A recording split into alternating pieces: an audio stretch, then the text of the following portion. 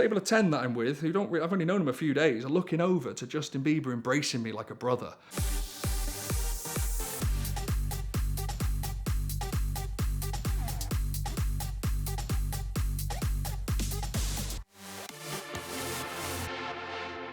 So in 2016 and 17, I did the Rumble Rally, which is a European rally, kind of got an early gumball sort of vibe to it, they're based out of Belgium. In the 2017 rally, there was over 200 people, over 100 cars on it, so it was a big size rally. And we were going from Knokke Heist on the coast of Belgium, down through Luxembourg, through France, over Switzerland, down to Milan, then across the Riviera through Saint-Tropez, Monaco, Barcelona, and then we got a ferry from Denia to Ibiza. So this was a pretty good rally. It was just under 3,000 miles. I think it was 6 days. And I had the Audi S5, and we'd done it in a guise of sort of London Metropolitan Police. So we had the blue and yellow Battenberg. We had the lights and sirens and all the sort of European countermeasures you could possibly want at the time. It was good fun. We kind of left Knokke Heist. It was a party every night. We got very friendly with Team Godzilla, who had this huge Nissan GTR, 2 Belgian guys, awesome guys, like brothers now. And they would party pretty hard, but that means they would wake up quite late. And I was very much one that every morning they would whistle and you'd leave, and it was a race for 2 or 3 of us. And so I was very keen to sort of leave when the whistle went and sort of start the race, although it wasn't a race. And one morning we were coming through Switzerland, and I got a message from the Team Godzilla, and they'd woken up at like midday, something like that. But we were coming through Switzerland. We wanted to do one of these amazing alpine roads called the Speluga Pass. So we thought, look, we'll wait for them to catch up. So we had some dinner near some lovely sort of lake in Switzerland. They caught up to us a few hours later, and we did this pass. We turned out that we weren't too far behind the front of the pack because there'd been some road collision or something like that. And kind of an unspoken sort of word broke out that it's now a race. I don't know how this got relayed to us. It's just a vibe you get. So we're coming down into Milan now. It's probably 4 or 5 o'clock in the afternoon. It's pretty much gridlocked. Now, I've put these lights and sirens. We've got blue lights, orange lights, full-on siren. The car's equipped pretty much exactly like a London Met police car would be. So now's the time to use it. So Team Godzilla are behind us in the GTR, and I'm just lights and sirens on, lighting it up. We've got the signboard just saying, grazie, just any sort of foreign phrases, just so when we've passed, they kind of, just to try and appease them a little bit. And they are just spreading like the Red Sea. And we're in and out of all this traffic. The GTR is trying to keep up, but I think as soon as we've passed these Italians, they've realised they've been had, so they're closing it in. Soon enough, they're long gone. We come all the way down through. My friend in the car has sent a video to one friend who's sort of in the pack somewhere. We kind of get through. We don't come there first. We're about half an hour or so late. And there's just a big crowd outside, and they've all seen the video because we were doing it for quite a while. And the organisers come over and they're like, you're crazy. Like, the police are going to come to the hotel and you're the only British guys on the trip, and it's a British plated car and it's a British police car. And we're like, oh, so I'm like, do I need to show my passport to check in? And they're like, yes. So that night was a bit of an uncomfortable night. Thankfully, the next morning, got up early and just got out of Italy. The police didn't bother us at all. We saw some the next day, and I think they liked the car, to be honest. I think we would have got away with it. They were kind of quite cool about it. So we pass on through. Our next stop is in Saint-Tropez. And Saint-Tropez is an amazing place. And we're at this sort of club. I'm just sat there, just on this sort of terrace. And this young lad with 2 other guys walks past, and I glance at him, and I'm like, that's Justin Bieber. My mate's like, no, it's not. I said, it is, it's Justin Bieber. This is 2017. Like, I've never been really much of a big Bieber fan, to be honest, but I recognise Justin Bieber when you see him. So my friend looks on Instagram, and it turns out, yeah, he's in the south of France, so it could be. So he walks along, comes to the front, and he gets turned away from this club we're in because he's wearing sandals and sort of like a vest. And it's like unbelievable to see Bieber turned away from a club that we're in. He walks off and he goes down to a bar around the bay, around these yachts, and into this club. So we're going to dinner in that sort of club bar thing.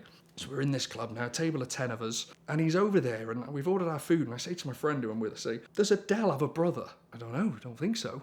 So I walk over to the bar, and he's with 2 young lads, sort of similar age as him, must be like his carers, I guess. And I look at one, and we sort of glance eyes, and I go, hey, how you doing? And he comes over to me and we hug, and I was like, oh, how's it going? Everything all right? And he's looking at me a bit daft, and he says, you don't remember me, do you? And he goes, no. I said, I'm Adele's brother. We met in London last year. And he goes, oh my God. And he goes, Justin, it's Adele's brother. So Justin comes over, bearing in mind he's doing a photo ban at the moment. He's like, he's not doing anything with fans at all. Gives me a big hug. table of 10 that I'm with, who don't I've only known him a few days, are looking over to Justin Bieber embracing me like a brother, right? Big hug and everything like that. We're chatting away. They're like this with their starters, like, what's going on? So I'm chatting to Justin. You know, he had this Liberty Walk sort of Ferrari at the time that I think he just sold at Barrett Jackson. So we're talking about the Ferrari and his Ferrari and stuff. I was telling him that wasn't my cup of tea. He put this big body kit on it and everything like that. And just riffing on this whole Adele's brother thing, you know, just saying, I know how hard it is, you know, I see it with my sister all the time, paparazzi, oh, it's crazy. And he's like, yeah, and he's asking me about Adele, and I'm going, she's well. And I said, hey, any chance I can get a quick video with you just to send back to my sister? She'll love that, she's a big fan. He's like, yeah, sure. So there I am, arm round him, we have a little video together. And I said, anyway, mate, and I always regret this because I say, right, I've got to go, my dinner's coming, right? So he's like, oh yeah, cool. You know, another big hug and everything. I say, these guys, they're going to look after you, man. Look after each other. They've got your best interests at heart, man. Good. Keep an eye, you know. And I said to him, we all know what happened to that Home Alone kid, you know, child stars. You look after yourself, man. He's like, yeah, no, awesome, sweet. And then, so I sit back down like that, just sit at the table like that. And I've got me, whatever it is. And they're just like, what happened? I said, he thinks Adele has a brother. Maybe he does, I don't know, but he thinks I'm Adele's brother. So, and they're like, so yeah, all good, have the dinner. He walks outside, and this is my biggest regret that I didn't stay with him for 4 or 5 more minutes. And he has a photo with the two guys in front of a yacht, and it gets like 2 million likes. And if I'd have just stayed with him a little bit longer, it would have just been me in the photo. The next day we go to Monaco, and it's the day after the Grand Prix. I think that's why Justin Bieber was down on the coast there. So their circuit's still, so the bottom section of the circuit's still all set up. But it's all guarded off, and all the pit crews are there, and it's all sort of, you know, tidy up time with the lights and everything. And we had a lanyard, and you can get away with murder with a lanyard. We pull up to the barriers, and it's closed, and the gendarmes, these very posh Monaco police, are there with security, and he's like, it's closed.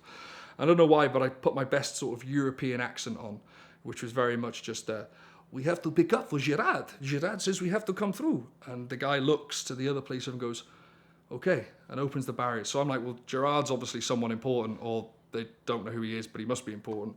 So they open up the barrier, and we come down the corner and straight into the tunnel, and it's just the circuit to ourselves. So it's like unbelievable. So as quick as I can through the tunnel, around the bend, down the slope, and then there's another security sort of checkpoint there. As we're pulling up, the lights, orange lights, are all still on. He just opens the barriers, because I assume that if we're in this far, we must be here. The guys at the front must be doing their job. They're not. So we come down along the circuit, and there's these mega yachts all parked up in the marina. And like, as a lad from North Wales on a sheep farm, it's like, when am I going to get a chance to go on one of these yachts again? So I thought, I'll see how far I can take this bluff. I've got a nice lanyard on, and it's a place where if you just pretend like you're someone, people are too scared to challenge you, because it's all that, do you not know who I am? So pull up, climb over the barrier. They're loading up these yachts now, because they must be moving on to Cannes or wherever they're going. And so we just walk onto this yacht, up the stairs, through this little sort of terraced area, which probably turns into a helicopter pad, and up onto the very top. Get some nice little photos and videos. And this girl walks up to me, and she's obviously a kind of yacht crew. And it turns out all the crews are British, pretty much. They're all British crews on the yachts. She's like, sorry, can I help you? And I'm like, yes, I'm looking for Gerard. And she's like, there's no Gerard on this boat. And I'm like, oh, okay, he must be on the other boat. She's like, yeah. So pop down, then go on to the next yacht, which is even bigger. And like, up there, no one on that boat. Just have a look round, just unbelievable. These are $100 million yachts. This goes on for a while until I pretty much get bored, because I've been on all the big yachts. And then we get back into the car, and you come along the sort of front there, and then it curves round, and just where the road's back open now on the main straight where the sort of starting grid is, the pit lane's to your right. I just make the sort of the slight gesture of turning into the pit lane, and the security guard runs across and opens up the barriers. Amazing. So now we're in the pit lane, and it's like, you know, Mercedes are there, Red Bull, and it's like Vettel and Hamilton, and we're like, right, well, we're just going to park in every one of these bays we can for photographs. So we're pulling in, reversing into Vettel's bay, get a load of pictures. It's all British crews again for the F1. This time I'm not doing my accent. They can see it's a British car, and they're just like, cool, yeah, like awesome. They're all young lads, and we had a good laugh with them. Come out the end of the F1 circuit, and that's the pit lane, and it's back onto the main straightaway, which is now open with traffic. There's police there, and I'm like, oh, they've radioed ahead and they've caught up with us, and the lights are on, and he's walking over, and I'm thinking, oh, I'm gonna have to just say sorry, wrong turn. But no, he's stopping all the traffic for us to be able to pull out of the pit lane. It's like, oh, this is going amazing. So you head up the hill now. This is now in traffic, so we're not exactly doing anywhere near sort of F1 speeds. And you come all the way up, and it's the Casino Monte Carlo on your right. It's like, we need to do this full lap, but I need to stop at the Casino Monte Carlo because this is like James Bond, amazing. Now, there's a LaFerrari next to the steps, and then sort of a bay right next to the steps that has sort of red velvet sort of roping, but the front red velvet roping's not there. So I'm like, right, I just need to get a photograph. So we reverse into the bay, squeeze in next to this LaFerrari, which at the time was like brand new. It's like, wow. This bellhop comes running down the stairs and he's like, you can't park here, you can't park here. And I'm like, my friend Gerard, he is coming down the stairs. We'll be 2 minutes.